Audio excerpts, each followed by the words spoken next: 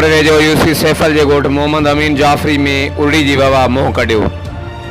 1 साल के हनीफ़ जाफ़री, 2 सालन की गोरी खातून, 3 सालन के हबीबा खातून, 4 सालन की मारवी, 5 सालन के मोहम्मद अली जाफ़री, 6 सालन के इमाम खातून और 7 सालन की फज़ीला समेत ॻोठ जा केतरा ई ॿार बीमारी में वरतल।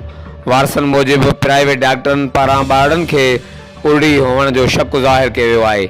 डीसी कश्मीर कंदकोट मुनवर अली मिठियाणी के नोटिस बावजूद कंदकोट सेहत अमलो मुतासरा ॻोठाणनि वटि न पहुतो। सिंध सेहत खाते के वसवारनि अमलदारनि खां नोटिस वठण ऐं ॿारनि जे इलाज कराइण जो मुतालबो किया वियो आहे। हर वक्त आगाह रहण लाइ ॾिसंदा रहो JTN वेब न्यूज़ करमपुर।